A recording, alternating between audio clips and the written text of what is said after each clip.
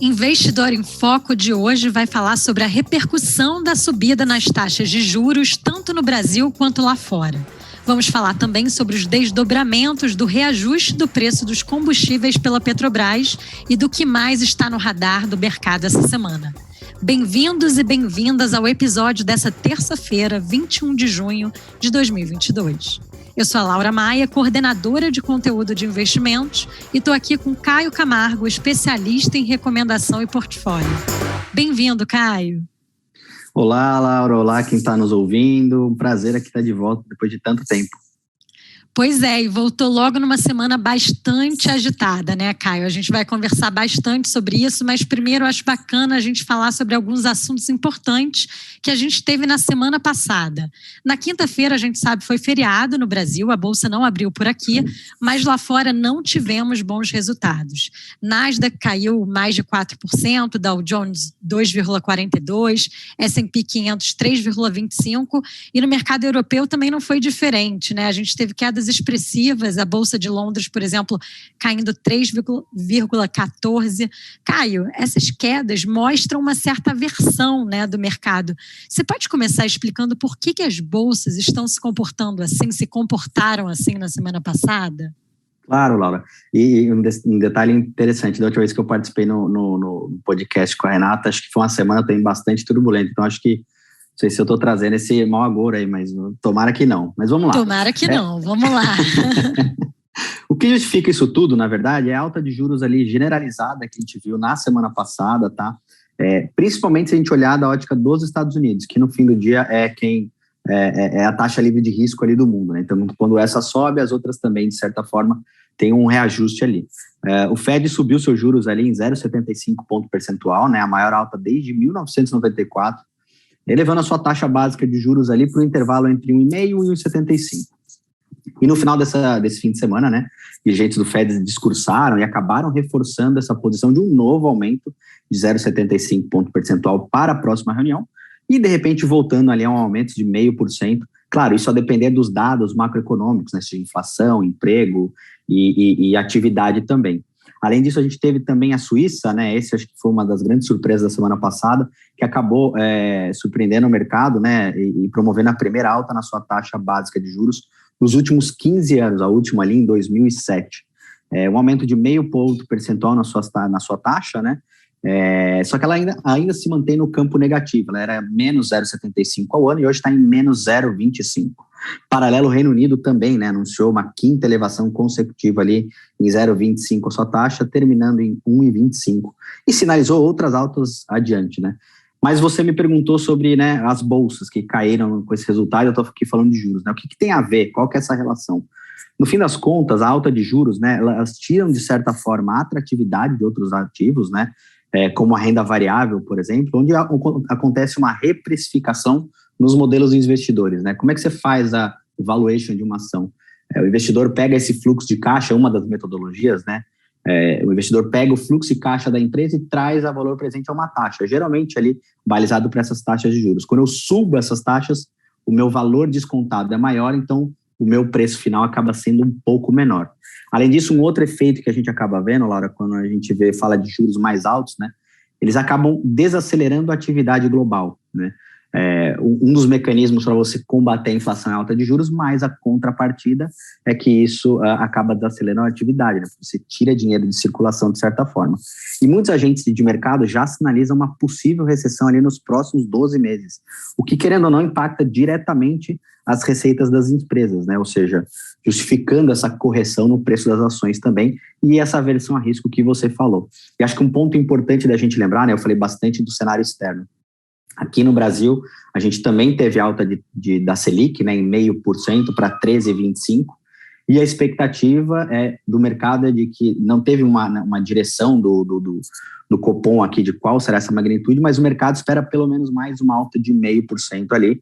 Obviamente a gente tem que acompanhar os dados de inflação e etc. Mas aqui também foi semana de alta de juros, tá, Laura? No Brasil. Pois é, pelo que a gente viu aqui da sua resposta e do noticiário da última semana, realmente é uma alta generalizada, né, Caio? É um movimento que aconteceu aqui, pautou, né, o mercado aqui, mas também em todo o mundo. E agora falando especificamente do Brasil, na quarta-feira passada, além desse aumento na taxa básica de juros que você mencionou agora, a Câmara concluiu a votação do PLP 18, que limita 17% o ICMS sobre combustíveis e energia. Agora o texto irá para a sanção do presidente da República. E ainda sobre esse tema, na sexta-feira passada, a Petrobras anunciou um aumento de 5,18% no preço da gasolina e 14,26% no preço do diesel. Caio, quais os motivos do aumento nos preços e qual é o impacto que isso pode ter na inflação já alta, né, em patamares elevados aqui no Brasil? Exatamente, Laura. Acho que um dos motivadores, né, dessa votação da PLP 18 era justamente tirar um pouco dessa pressão sobre combustíveis, né, limitando esse teto ali em 17%, e tendo essa alta, querendo ou não, ele consome um pouco desse percentual do ICMS, por exemplo. Mas qual que é o motivo desse aumento de preços, né, se a gente está justamente visando um controle inflacionário? O Brasil hoje, ele precisa importar gasolina e diesel, tá? Enfim, do estrangeiro, porque a gente não tem capacidade de refino suficiente para o consumo. Ou seja, a gente produz o petróleo, mas quando a gente vai refinar para virar, né, combustíveis, a gente não tem autossuficiência nesse sentido. Então, a própria Petrobras não pode abastecer ali todo o país, como já fez no passado, né? Pois a empresa hoje ela também está vendendo algumas partes do seu balanço, né? Não apenas refinarias que ela tem vendido também, mas terminais de importação, por exemplo, de combustíveis, tá? Então, desde o início da pandemia, a Petrobras ali, ela tem operado com uma certa defasagem temporal em relação a que a gente chama de paridade de preços de importação, né? O valor que ela paga pelo combustível e o que ela acaba repassando para os distribuidores.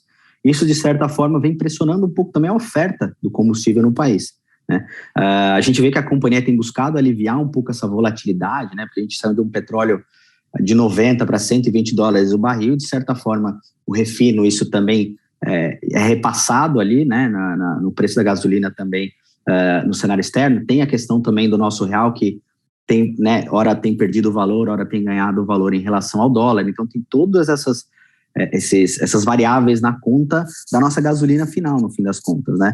Então, a gente vê que a Petrobras tem buscado ali manter um certo equilíbrio, né, entre a oferta de combustível e o repasse também, tá? Mas para você ter uma ideia, mesmo com esses ajustes ali anunciados na sexta-feira, né, a gente conversou com alguns analistas de mercado e eles hoje falam que mesmo com esse repasse, ela ainda fica um pouco defasada ali em torno do que ela deveria, em tese, cobrar, né, e o que ela vem pagando no cenário externo. Isso, para você ter uma ideia, em torno de 0,35 centavos o litro, abaixo para o diesel, e 0,85 centavos por litro de gasolina. Tá? Abaixo dessa paridade internacional que você mencionou anteriormente, certo? Exatamente. Isso quer dizer que ela deveria cobrar 35 centavos a mais para o diesel e 85 em torno disso, tá? 85 centavos o litro da gasolina para equiparar, né? E ela não ficar com esse custo, né, dela, tá? Lembrando, como eu falei, né, o petróleo voltou a subir bastante nas últimas semanas, o que contribui ainda mais para esse cenário complicado, né, de apressamento dos combustíveis aqui. Claro, isso se a gente falar também sobre a ótica da população, de certa forma, respondendo a tua pergunta da inflação. Sim, isso impacta diretamente a inflação, né, e como eu falei, acaba impactando, consumindo um pouco dessa fixação ali de 17% no ICMS, né, com esse aumento ele come um pouco, e diminuir a efetividade um pouco ali da medida, né? Isso deve continuar gerando nos noticiários alguma coisa ainda que os investidores vão estar bastante no radar.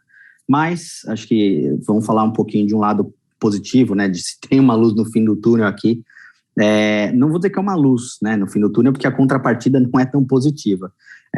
O fato de termos um aumento ali na taxa de juros, como eu falei na primeira resposta ali, causa uma desaceleração na atividade, né, global, e isso pode, de certa forma, tirar o preço ali, a pressão dos preços das commodities, tá? Inclusive o petróleo, o que, por sua vez, pode aliviar os preços de combustíveis aqui, né, e fora, de certa forma, aliviar ali um pouco a inflação. A gente não consegue mensurar quando isso vai acontecer, se vai acontecer, mas, de certa forma, é o jeito que o mercado vem enxergando, né? Como eu falei, já tem analistas falando uma possível recessão ali para os próximos 12 meses. Então, de certa forma, isso alivia um pouco o consumo de commodities, que alivia um pouco o preço dos combustíveis e alivia um pouco para a gente também aqui, falando isso só de combustíveis e energia, tá, Laura? Entendi. Caio, e olha só, essa questão da Petrobras, ela está bem presente no noticiário, a gente viu ontem, né?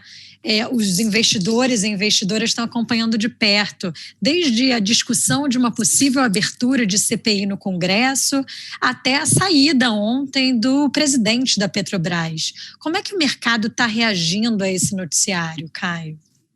A reação de imediato não foi positiva, né? As ações da Petrobras caíram bastante no começo do dia, depois elas acabaram até se aliviando um pouco, e ao longo do dia o Ibovespa ali, que estava num terreno bastante negativo, até pela questão da Petrobras ter uma representatividade bastante grande no índice, depois ao longo do dia a gente foi tendo um alívio, principalmente porque o mercado não gosta de incertezas, né? E de repente veio uma notícia que não estava sendo esperado, há uma certa correção no meio do caminho. Mas se a gente for pensar da ótica ali da empresa, né? Existem algumas leis, né? A lei das estatais, né? A Petrobras, de certa forma, ela tem alguma proteção por essa questão das leis contra alguma interferência, né?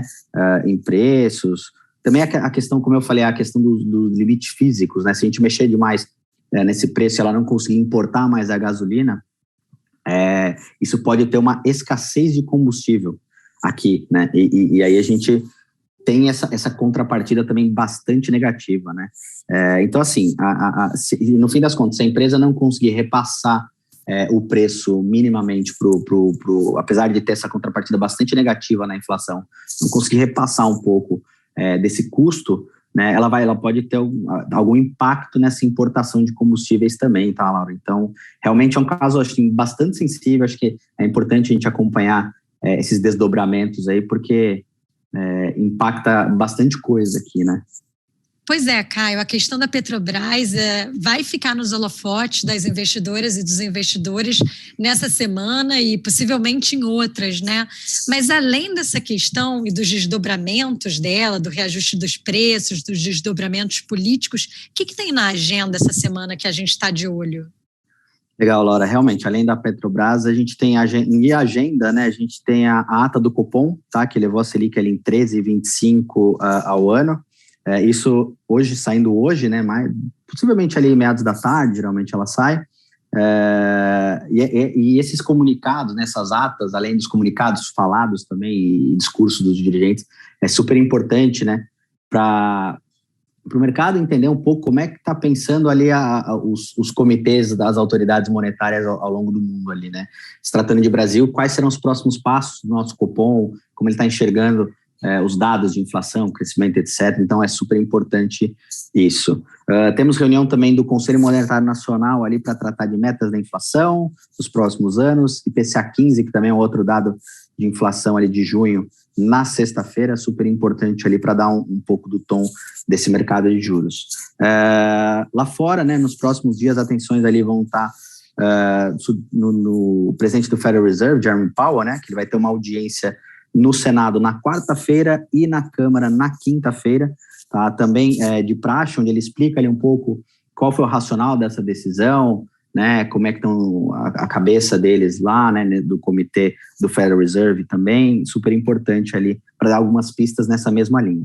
Tá? Além disso, temos dados de confiança do consumidor e PMIs industrial e de serviços da Alemanha na quinta-feira, PMIs da zona do euro na quarta e na sexta-feira do PMIs dos Estados Unidos também, Laura, de agenda bastante cheia aí para a semana. Bom, uma semana bem cheia, como você disse, né, Caio? E também bastante recheada de emoções, digamos assim.